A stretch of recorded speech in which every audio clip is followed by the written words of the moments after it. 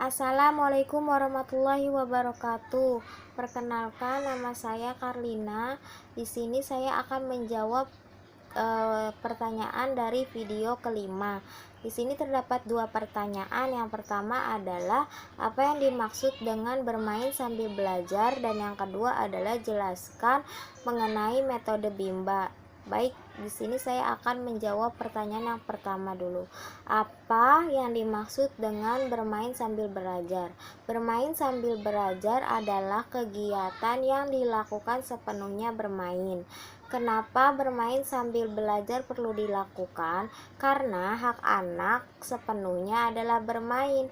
Dengan melakukan permainan yang konstruktif atau bertahap dan edukatif, serta dengan suasana yang menyenangkan, maka akan tumbuh minat belajar pada anak.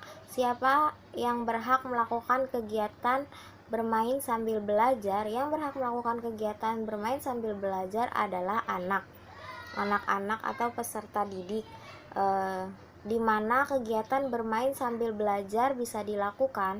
Kegiatan bermain sambil belajar bisa dilakukan dimanapun, di Bimba AIULO, di rumah, di lingkungan masyarakat, dimanapun bisa dilakukan.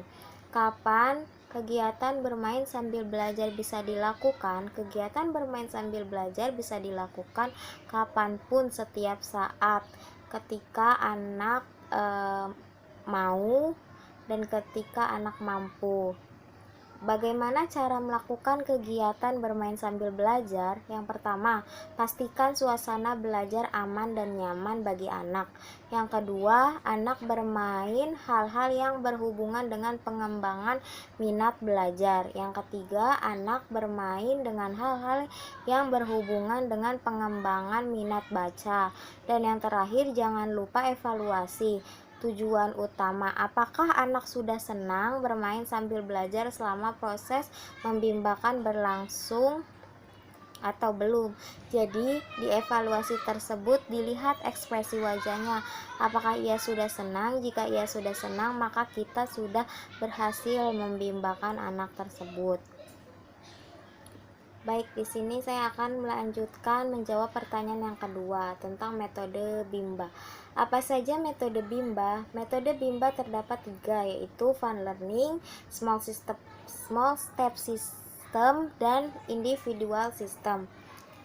Fun learning itu sendiri adalah proses belajar yang sepenuhnya menyenangkan bagi anak. Small step system adalah proses belajar yang dilakukan secara bertahap. Sedangkan individual system adalah proses belajar yang berpusat pada anak sebagai subjek belajar. Kenapa harus menggunakan metode Bimba? Untuk fun learning, tujuannya adalah untuk menumbuhkan minat belajar secara intrinsik. Small step system tujuannya adalah agar proses belajar yang menyenangkan dapat tercipta, dan untuk individual system tujuannya adalah agar proses belajar dapat dilakukan secara bertahap atau small step system.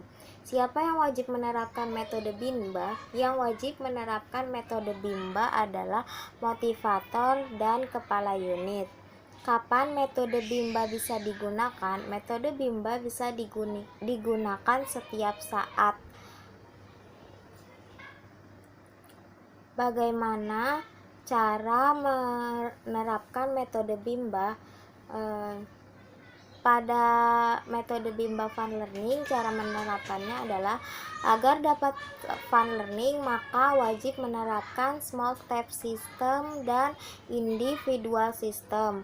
Karena sesuai dengan 7 nilai dasar Bimba ayat keempat yang berbunyi bahwa pendidikan secara bertahap atau small step system dan dengan pendekatan individual system merupakan syarat mutlak untuk pelaksanaan pendidikan yang menyenangkan. Dan untuk metode small step system, cara penerapannya adalah dengan mewajibkan menerapkan individual system, bimbing sesuai kemauan dan kemampuan masing-masing anak. Sedangkan untuk metode individual system, cara menerapkannya adalah tidak memperlakukan anak secara klasikal, lakukan pendekatan sesuai dengan karakter dan kesukaannya masing-masing anak, karena setiap anak tuh memiliki karakter dan kesukaannya yang berbeda-beda.